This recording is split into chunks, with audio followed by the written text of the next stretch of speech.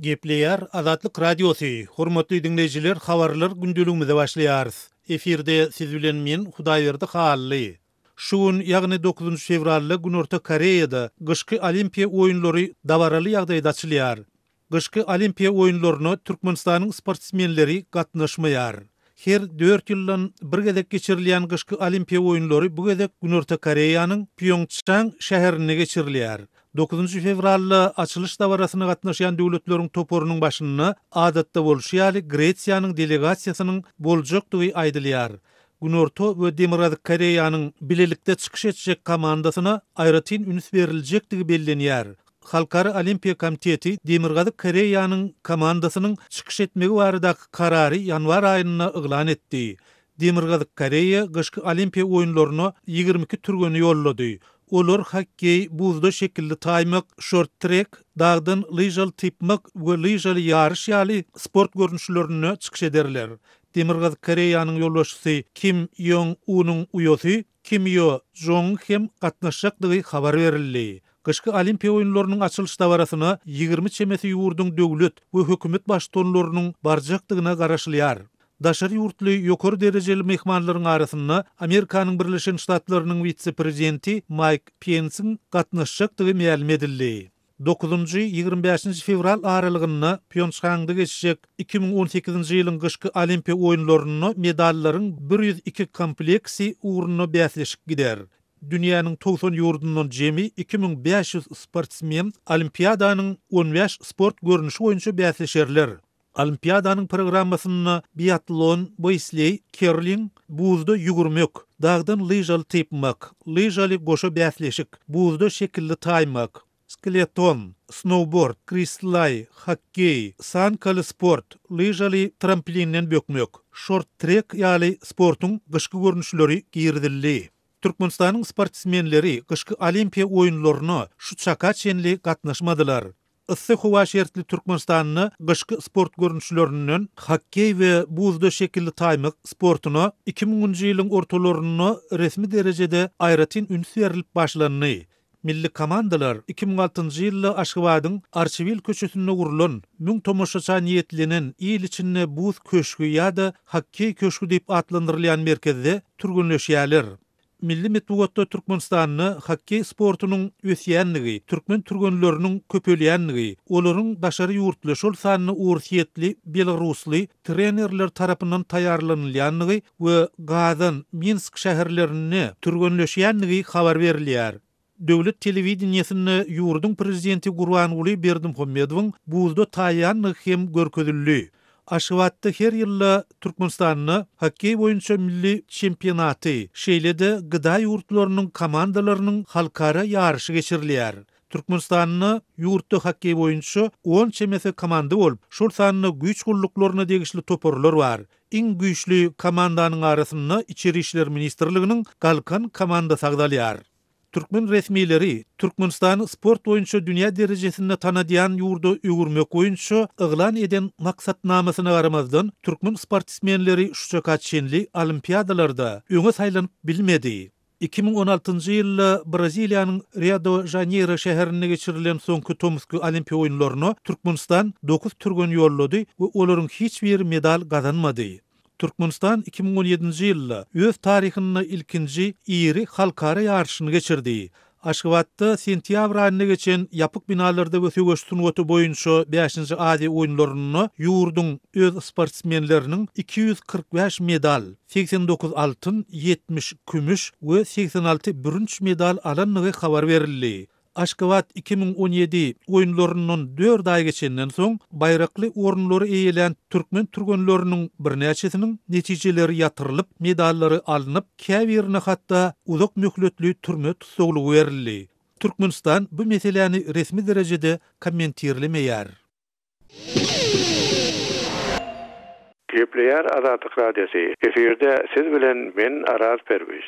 Orsiyetli 45 atlet bilen 2 trenerin sport baradaki yuqor qadiyete beren arzası reddedildi. Olar indi Günörtü Koreýanyň Pyeongchang şäherine geçjek kışky olimpiya oýunlaryna gatnaşyp bilmeýärler. Orsiyetli atletler we trenerler tarapyndan berilen arzalar reddedildi diýip sport boýunça halkara arbitraj qadiyetiniň 9-njy fevralda çykaran beýannamasyna aýdylýar. Arzaların reddedilmeginiň sebäbi ýokary qadiýetiň bellemegine görä atletleriň prosesin kemsitici, edenetlikli ýa adalatsız ýagdaýda alınıp barlandygyny subut etmendigi. Qadiýetiň karary 25-nji fevrala çelli dowam etjek oýunlaryň açylış dawrasyna sanyja sagat galandy ma'lum edildi. Dekabr aýyna Halkara Olimpiya Komiteti 2014-nji ýylda Soçy'da olimpiýanyň antidoping düzgünleriniň döwlet tarapyndan ozal görülmeşdirmedik derejede sistemalyň manipulasiýa edilmegine saralanyp, ortaýa kışky olimpiya oýunlaryna gatnaşmagy gadagan edipdi. Sport boýunça halkara arbitraj qadiyetini çykaran kararyndan soňra Halkara Olimpiya Komiteti biz bu karary gotlaýarys. Ol dopinga garşy göreşi goldap sportçulara aýdymlyk getirýär diýdi. Karar mundan tapawutly bolup biljek däldi. Bozulma bolupmy ýa bolmanmy tapawut ýok. Talep edilýän formula garşy çykmak gatykyn. Aslynda proseduranyň özü aýdyn däl. Jan koýerleriň pikirçe ol guramanyň awryna koşan-koşanok diýip Orsiýetiň premier ministeriniň ornmasary Vitali Mutko aýtdy. Halkara Olimpiya Komiteti serhesaplyk bilen bağlygdan geçirilen 169 sany orsiýetli sportçyny ýarışa çağırandan soňra sport boýunça halkara qadiýeti orsiýetli sportçylaryň arzalaryna garady. Qadiýet 169 sportçynyň arasynda bolmadyk 28 atletyň arzasyny olar barada ýeterlik subutnama ýok diýip tasdiklady. Ýöne Halkara Olimpiya Komiteti subutnama bar diýip sport qadiýetini tanqidlap bu atletleri çağırmaktan boyun gasyrdy. Sport boýunça arbitraj qadiýeti 9-njy fevralda 6 sany orsiýetli başga sportçynyň arzasyny qadiýetiň olaryň işine garamaga ýuridik taýdan hukuky ýok diýip reddetdi. Sport boýunça qadiýetiň karary bizi labyk geçetdi. Biz mundan siýasy sebäbiň bardygyny görýäris. Gawuda garaşypdyk ýöne berilen şu boldy diýip Orsiýetiň bobsley guramasynyň başlygy Sergey Parkhomenko tas döwlet tabar gullugyna beren interwýusyny aýtdy. Orsiýetlilere olimpiya oýunlaryna ýol berilmeligini iň azyndan 2 sany Amerikaly sportçy gutlady. Ýöne olar umumy problema adamlaryň önsini sagmak diýip garaýarlar. Hormatly radio dinleýijileri, Adatlyk radiosynyň gepleşiklerini gysga tolkunlarda her akşam Aşgabat wagty bilen saat 7-den 9-a çenli 6060 kHz ýyglyklarynda 49,5 metrlerde ýa-da 11965 kHz ýyglyklarynda 25,12 metrlerde dinläp bilersiňiz. Tolkunlarymyzy ýene gaýtalaýarys. 6060 kHz ýyglyklarynda 49,5 metrlerde ýa-da 11965 kHz ýyglyklarynda 25,12 metrlerde dinläp bilersiňiz. Gepleýär Adatlyk radiosu eferde habarlar günneligi bilen men ýoksunan Nurwan. Adatlygyň daha şowzak çeşmesi regionyň ekrançylyk ýaplaryna suw gelmeýändigini habar berýär. Adatça fevralyň 1-inden öň ýaplara gyzyl suwatly suw gelerdi. Emma bil suw şu wagta çenli gelenok. Adamlar işiklerine yere kakylan skvajnalar bilen melleklerini suwarýarlar. Sebäbi ýerler suwarmagyň wagty geldi diýip Adatlyk radiosynyň çeşmesi 8-nji fevralda habar berdi. Elbetde, mellekdäki skvajnalardan mellek suwarmak üçin elektrik nasosatlaryny işletmeli. Bu boltynny geçen ýylyň noýabrynda sosial ýeňillikler ýatyrylyp, täze nyrklar giýirileli bäri daýhan üçin uly çykdazy bolýar. Ýöne bu mesele diňe adamlaryň gapydaky melleklerini suwaryp bilmezligi bilen gutarmaýar. Türkmenistanyň uzak ýyllaryň dowamyna gogo çekilmegi we suwuň beýsarpa tutulmagy derarly aşa sorladylan ýerlere gyş aýlaryna ýuwş suw tutulmasa ol ýerden gowy hasyla garaşmak mümkin nädip tejribeli daýhanlar aýdýarlar. Daha şoğuzda akalyň günnäger etraplaryny marda lewapdy suw gyş aýlar hem derur sebäbi gogo çekiljek ýerlere hökman ýuwş suw tutulmaly we ýer ýüzüne çykan dowullar 1 metr aşak gider ýaly edilmeli. Şonsuň hasyl almak kyn diýip adyny aýdylmalygyny soran 65 ýaşly daýhan Adatlyk radiosyna gurrun berdi. Türkmenistan geçen ýyl buğday planyny dolmady we plan doğru diýilse-de paýta ýygymy tas ýylyň aýagyna çenli dowam etdirildi. Şol wagtda prezident Berdimuhammedow owa huzurlugynyň problemalary bölekleýin boyun alýar we paýta ýa buğday öndürmek planlaryny doldurmadyk ýol başlary täzeläp durýar. Emma muňa garamazdan bu ýyl hem garaşylýan paýta we buğday hasylyny alyp boljagyna anam ýok diýip ýerli ýagdaýy gowgulýan synçylar Adatlyk radiosyna aýtdy. Olaryň sözlerine görä soňky ýyllarda Garawun kanalyny barhakan gyrmança batýar. Emma onu aratsalamak işleri juda gogşok alınıp barlyar. Kış aylarında su toplanýan Xan Howuz, Göktepe su howdanlary bolsa esasan ekrançylyk üçin niýetlenen hem bolsa inni bu ähmiýetini ýitirip barýar. Olardan balyk kozalyklar döredildi. Göktepe su howdany ýyl gurok gelenine ahalyň bäherden etrawyna we Balkan welaýatyna su ýardamyny bermeli. Emma bu mümkinçilik inni aradan aýrylyp barýar diýip anonim şertde gurlaşan ýerli ekspert Adatlyk bilen söhbetdeşlikde aýtdy. Balkanda su ýagdaýy ýylyň ýylyna erwet diýip Adatlygyň Türkmenistanyň Günwatar regionunaky çeşme saýdýar. Garawun kanalynyň 140 kilometre goloý Balkan welaýatynyň içinden geçýär. Emma gadanjykda planlaşdyrylan Danata su howdany gazylman garly. Daha şu uzak su ýagdaýy bolsa has agyr, sebäbi bu ýerde uly su howdanlary ýok. Şol wagtda da gadymdan gelýän Xanyap, Kyrkkyz, Samrat ýaly uly su kanallary uğruna seredilmän gömülip barýar diýip Adatlygyň Demirgazyk regionunaky çeşme saýdýar.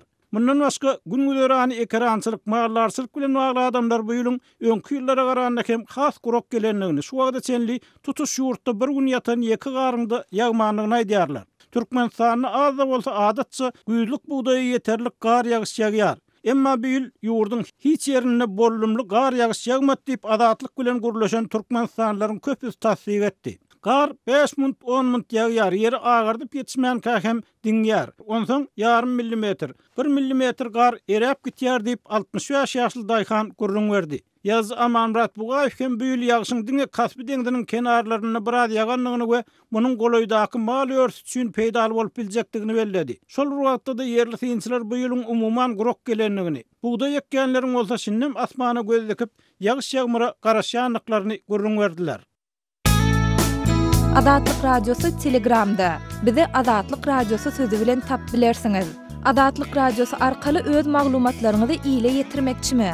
Biz bilen Telegram arkaly ýagny goşmak belgisi 420 724 168 983 we goşmak belgisi 420 773 797 383 telefon belgileri bilen habarlaşyň. Biz siziň şahsiýetiňiziň gizlin saklanjakdygyna kepillik etýäris.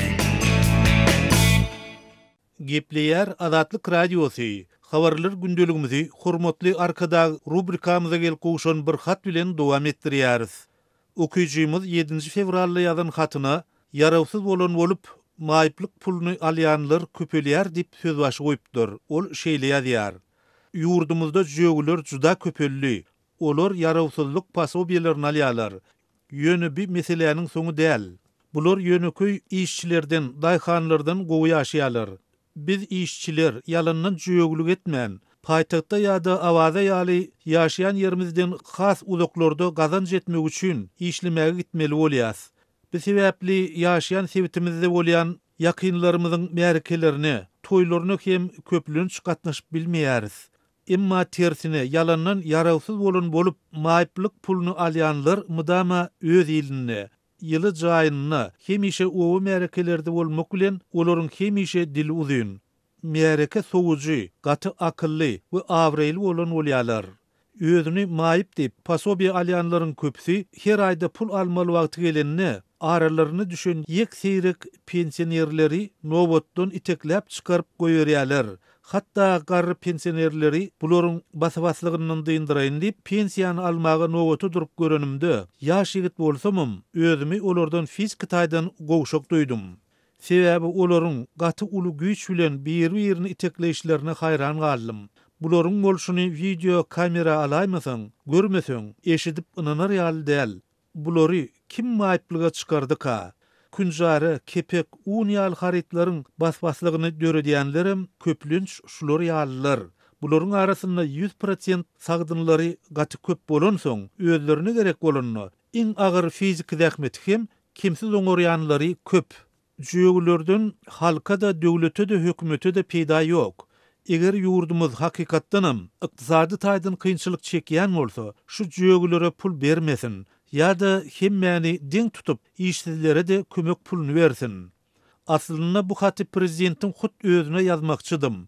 Emma oýlanyp gördüm. Howpsuzlyk sebäpli saklannym we size haýyş etdim.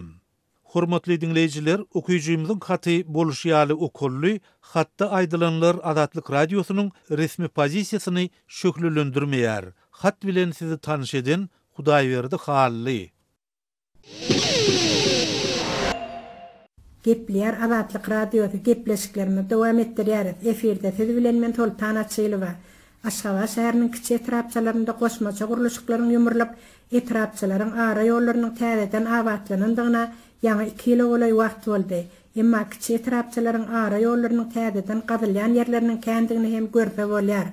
Aşgabatyň Odalyk Aýtakow häzir Kady Oguzhan köçeginiň ugrunda Gowdan massivine degişli böleginde abatlanandygyna bary ýok 1 ýyla bolay wagt geçen bölekleriniň täzeden gadylýandygyny ýaşaýjylar aýdýarlar. İşler geçirilen wagtynda howul hartal edilen işler soňra 1 ýyl hem geçmänkä gaýtadan gadyp gaýtadan abatlap başlaýarlar. Uzal abatlanan ýerlerde bir görden asfalt çöküp durandyr, bir görden lagym ýa suw turbalar ýarylyp durandyr. Kiçik etrapçalaryň aralarynda bu gady işleriniň hälisinde gaýtalanyp durmagy bolsa, ýaşaýjylara juda ýaramaz täsirini ýetirýär. Gady işlerini geçirýän tehnikalaryň sesi ýaşaýjylaryň rahatlygyny bozsa, gadylýan çukurlaryň wagtynda gömülmeýän halatlary, gömülip tekilenenden soňra bolsa wagtynda asfaltlanmaýan ýerleri hem kän bolýar. Şeýle uçakdyklarda ýagan gullar palçykdan ýörep bolmaýar. Uly ýola çykmak üçin gadylan ýerden geçip bolman, bir mendilden aýlanyp avtoduralga ýa bolmasa uly ýola çykmaly bolýardyň. Bu bolsa ýerden işe gitmeli adamlaryň wagtyny alýar dep gowdanyň ýaşaýjysyna argulaýdýar. Ara ýollaryň ýaranmadylygyndan iň bir kötenýän ýaşaýjylaryň bolsa, parahat edýän ýaşaýjylardan hem görse bolýar. Kiçik etrapçanyň jaýlarynyň gurulandygyna o diýen wagt geçmede-de, jaýlaryň ara ýollaryndan ne piýada ne de maşyna arkaýyn ýörep bolýar. Oýlan ýa eklem asfaltdan ýere aýagyny basjaňy bilen ok. Bu çarkandak asfaltda bolsa avtologlar hem zordan ýörýär diýip paragat ýedi kiçik etrapçasynyň ýaşaýjyda ataga söhbetdeşige goşulýar. Jaýlara çekilen agdy bolagym turbalaryň hatardan çykyp, olaryň hälisinde täzelenmek üçin gadylýan çukurlar kadaly bejerilmeýär. Odaldan düşelen asfaltlar hem owranyp, ara ýollarda her adymda diýen ýaly oýuklar emele gelýär. Emma ara ýollaryň daýa bolan ýerler hiç wagtdan bejerilmeýär. Bu bolsa ýaşaýjylaryň piýada hem avtologda hem hereket etmeklerine päsgelçilik döredýär. Has hem ýagly ullarda oýlan ýerlere suw işip, mektepden gelýän ýa mektebe barýan çağalaryň aýaklaryny ölmüze edip gelýän halatlary, ýa suwly çukurlara batyp, ýykylyp evine eşiklerini öledip gelýän halatlary hem bolýar dep olaýdýar. Türkmen telewizionyasynda hälisinde mahabatlandyrylýan bagtyarlyk döwrüň hödýöründen özleriniň mahrumdyklaryny, kommunal hyzmatlaryň göwnüçän ýoly goýulmaýanlygy sebäpli her adymda kötenşiklere gabat gelýändiklerini bolsa, parahat ýedi kiçik etrapçasynyň ýaşaýjylaryny ygtyýarlar. Azatlyk radiosynyň Türkmenistan baradaky iň soňky we täze maglumatlaryny howpsuz ýagdaýda öz mobil telefonuňyzda okumak isleýäňizmi? Onu Azatlyň Telegram sosial ulgamynyň sahypasyna ýazylaň. Bizi gözle bölümine Azatlyk radiosu ýazyp tap bilersiňiz. Biz bilen Telegram arkaly ýagny goşmak belgisi 420 724 168 983 we goşmak belgisi 420 773 797 383 telefon belgileri bilen habarlaşyň. Biz siziň şahsiýetiňiziň gizlin saklanjakdygyna kepillik etýäris. Gepleýär Azatlyk radiosu. Habarlar ünneligi gepleşigimizi men Döwlet Baýhan dowam etdirýän. Ankara'da ten sewdasyna mejbur edileniň aýdylýan migrant denanlar saklandy. Türkiýanyň paýtagty Ankara'da polis tarapyndan gurulan operasiýada daşary ýurtlardan getirilip ten sewdasyna mejbur edilenligi öňe sürilýän 6 migrant denan göz astyna alyndy. Olaryň arasynda Türkmenistanly migrantlaryň bardygy habar berilýär. Polis çeşmelerinin metbuada veren beýannamasına görä Ankara polisiniň fevral aýynyň başynda başladan aňtow işleriniň netijesinde öýlenmek we iş wadasy bilen daşary ýurtlardan getirýän zenanlaryny arlyga salyp, olary ten sewdasyna mejbur edýän adamlary anyklap, ýydarlamaga başlaýar. Ankara polisiniň ahlak bürosynyň işgärleri 6 fevralda bir salga gurulan operasiýasyna Türkmenistandan, Kyrgyzstandan, Ukrainadan we Moldowadan Türkiýeге getirilip ten sewdasyna mejbur edilenligi öňe sürilýän jemi 8 adamy göz astyna alýar. Türkiýanyň Milliyet gaziýeti göz astyna alynan şüphelilerin sen bilen öýlenjek ýa-da saňa gowy iş berjek diýip uçur biletlerini iýerip Türkiýe getirýän daşary urtly zenanlary bilen ogul Ankaranyň Dikmen we Bahçeli diýen ýerlerine kireýe tutan öýlerine söýgüli bolup, soň ol migrant zenanlary dürli myhmanhanalary we öýlere ten söwdasyna iýerenligi anyklandy. Ten söwdasyny gurnaýanlar migrant zenanlary polisiýa arz şikaýet eden halatyna deportasiýa etmekde gorkulyp durlar diýip ýazýar. Türk medeniýetinden çykan habarlarda migrant zenanlaryň injener, jurnalist, ýuwelir, ofisant, tikinçi we saç oňarýan ýaly hünärlere eýedigine aýratyn üns çekilýän bolsa, olaryň näçe sanynyň Türkmenistanyň raýaty dowarasyna jikmejik maglumat berilmeýär. Azatlyk radiosu bu habardan uğralyp Ankara polisiýasinden saklanan türkmen zenanlary hakda jikmejik maglumat almagy synanşdy. Ýöne polisiýa işgärleri medeniýetdaky maglumatlardan daşaryn hiç zat aýdylmajagyny bildirdi. Yeri gelende ýatlamaly bolsam, mundan ol Ankaranyň İl gazetesi adly yerli gazetiniň çap eden habaryna Çankaýadaky 2 myhmanhana bilen käbir salgılarda gurnulan operasiýada iş wadasy bilen Türkiýe getirilip, elinden pasportlar alınıp, soň ten söwdasyna mejbur edilenini aýdylýan 8 sany türkmenistany zenanyň saklananlygy beýan edilipdi. Gazet şonu türkmen zenanlaryny ten söwdasyna mejbur eden toparyň baş tutany bolmakda güman edilýän OM adly türkmenistany zenanyň jelepçilik maksatly adam söwdasyny gurnamakda aýyplanyp suud edilip basalanlygyny, beýleki Türkmenistanyň 8 zenanyň bolsa deportasiýa edilenligini ýazypdy. Adynyň anonim galmagyny sorap Azatlyk radiosu bilen gurrundaş bolan Ankarada işläp beren käbir zähmet migrantlar bolsa, ten söwdasyna mejbur edilenligi öňe sürilýän türkmen zenanlarynyň käbiriniň aslyna Türkmenistandan şeýle iş bilen meşgullanmaga araçylaryň kömegi bilen ýürüýte gelýänligini we Türk polisi tutanma hal bolsa ýanky ýaly ten söwdasyna mejbur edilenligini öňe sürýänligini ýaýarlar. Türkmen zähmet migrantlary olaryň arasynda şol aýplamadan birnäçe gezek saklanan Türkmenistanly tanyş raýatlarynyň hem bardygyna aýratyn üns çekýärler. Sözü jemläp aýtsak, ten söwdasyna mejbur edilýän türkmen zenanlarynyň ykballary barasynda degişli türkmen we türk resmiýetlerinden nähilidir bir kommentariýa almak Azatlyk radiosyna başartmaýar. Gepler Azatlyk radiosu.